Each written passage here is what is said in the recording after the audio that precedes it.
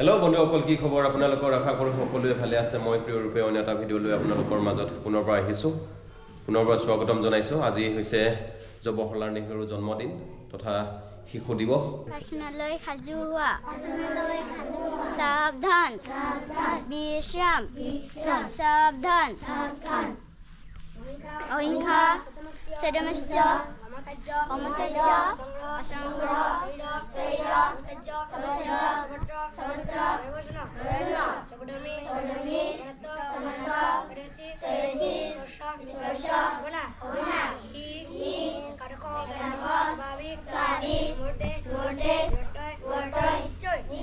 তুমি করুণাময় জগতরে প্রাণ, তুমি করুণাময় জগতরে প্রাণ, তুমি যিশু, তুমি আল্লাহ, তুমি ভগবান, তুমি যিশু, তুমি আল্লাহ, তুমি ভগবান।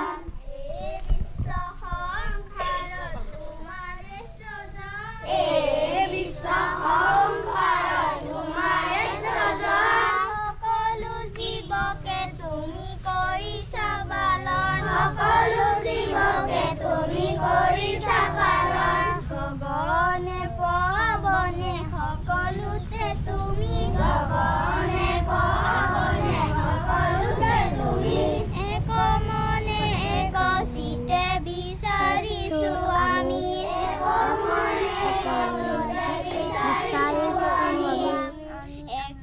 আমি অকণি কৰিছো মিনতি, আমি অকণি কৰিছো মিনতি, জ্ঞান দিয়া দিয়া দিয়া হে সুমতি, দিয়া দিয়া হে সুমতি, তুমি করুণাময় জগতরে প্রাণ, তুমি করুণাময় জগতরে প্রাণ, তুমি যিশু, তুমি আল্লাহ, তুমি ভগবান, তুমি যিশু, তুমি আল্লাহ, তুমি ভগবান, তুমি যিশু, তুমি আল্লাহ, তুমি ভগবান, তুমি যিশু, তুমি আল্লাহ, তুমি ভগবান। Om Sudma Sudma Sudma Jigomaya Miturma Amritam Kamaya Om Shanti Shanti Shanti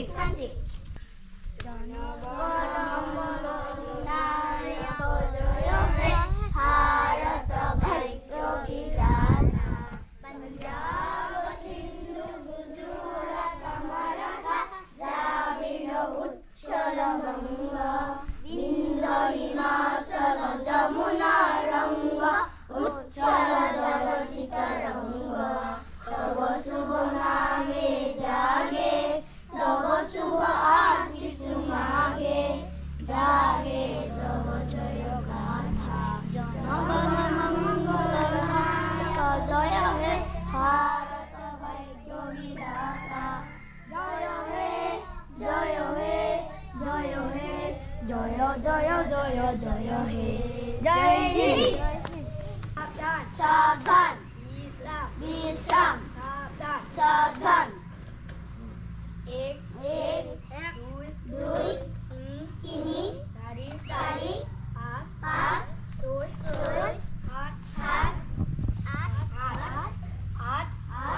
সাত আঠ ছয় সাত চাৰি তিনি দুই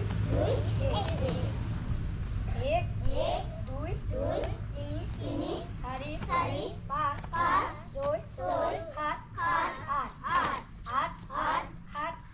ছয় সাত চাৰি তিনি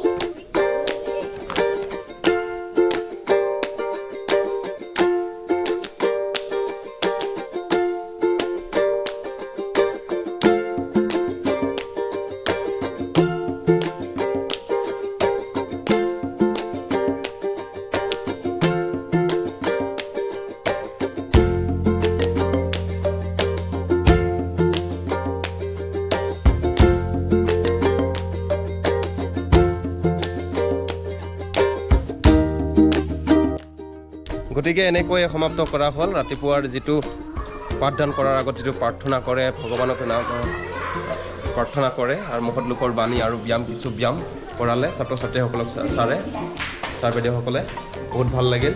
ভাৰতৰ প্ৰথমজন প্ৰধানমন্ত্ৰী জৱাহৰলাল নেহৰু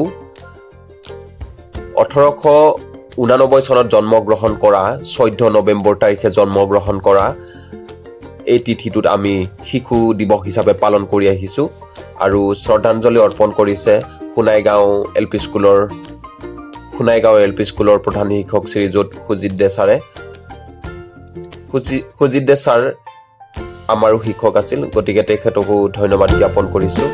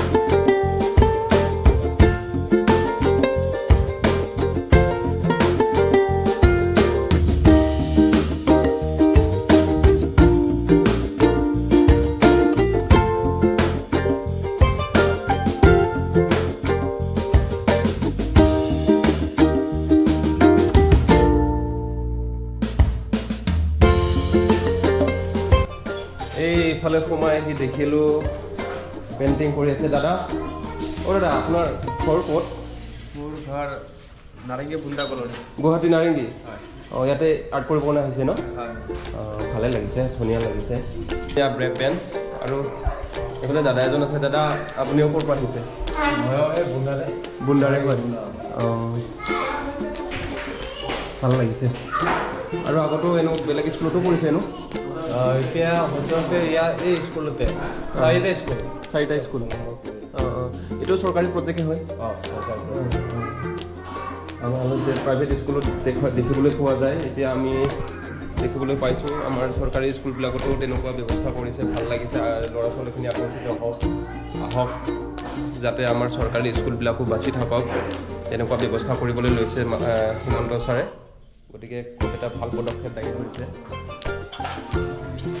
আগত আমি এনেকুৱা সুবিধা পোৱা নাছিলোঁ আৰু আমি খাদ্যখিনিও পোৱা নাছিলোঁ। এতিয়াতো বহুতখিনি সুবিধা দিছে চৰকাৰে। গতিকে সকলোৱে চৰকাৰী স্কুলখনত মন দিব লাগে, আহিব লাগে, পঢ়িব লাগে। যে স্কুলখন অকণমান দেখুৱাম বুলি ভাবিলোঁ। লগতে মই নিজেও পঢ়া এইখন স্কুলত।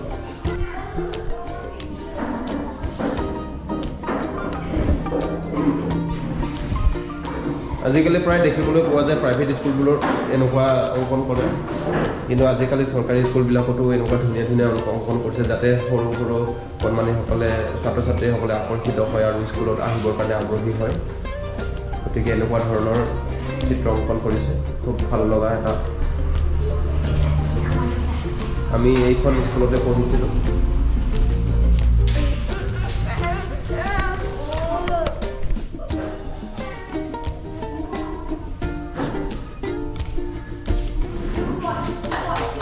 সদায় সঁচা কথা ক'বা, সত্যক জানিবলৈ চেষ্টা কৰা, ই তোমাক মুক্তি দিব। এইটো মহাত্মা গান্ধী আছিল বাণী।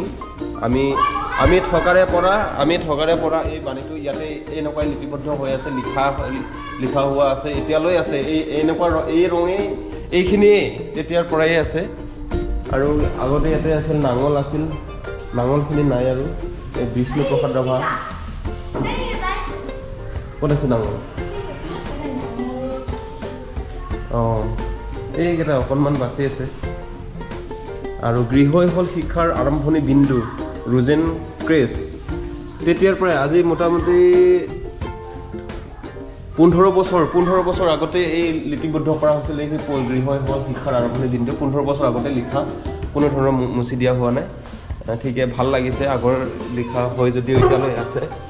আৰু এইটো এটা শিক্ষক এটা মোমবাতিৰ দৰে জ্বলি শিক্ষক এটা মোমবাতিৰ দৰে নিজে জ্বলি আনক পোহৰ দিয়ে এইটো গান্ধীজী লগতে আছে এইফালেও আছে একে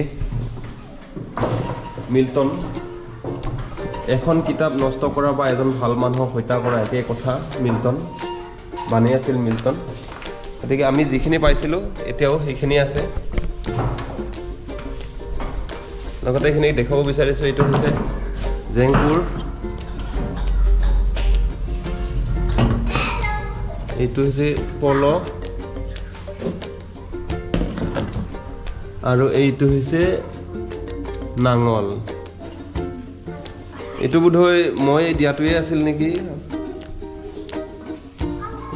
একজেক্টলি মনত নাই বাবাই দিয়াটোৱে আছিল নে কোনোবাই দিয়া আছিল মোক বনাই দিছিল সেই দিনৰে মোটামুটি আজি 15 বছৰ মানৰ আগৰ নাঙল হয় এইটো মোটামুটি 2004-5ৰ নাঙল এইটো 2004 বা 5 চনৰ নাঙল হয় আমি দিয়া আছিল আমাৰ ক্লাছৰুমৰ ক্লাছমেট কেইজনে আমি দিছিলোঁ এইটো বুলি নহয় আৰু বহুত আছিল বাকীখিনি ক'ত গ'ল নাজানো 1889 চনত জন্মগ্ৰহণ কৰিছিলে জৱাহৰলাল নেহৰুৱে আৰু জৱাহৰলাল নেহৰুৱে শিশুবিলাকক বা ল'ৰা ছোৱালীসকলক কোন ল'ৰা ছোৱালীসকলক খুব মৰম কৰিছিল ভাল পাইছিল গতিকে সেই যে 1964 চনত তেওঁ মৃত্যুবৰণ কৰাৰ পিছতে ভাৰত চৰকাৰে জৱাহৰলাল নেহৰুৰ উপজা দিনটোত 14 নৱেম্বৰ তাৰিখে শিশু দিৱস হিচাপে পালন কৰি আহিছে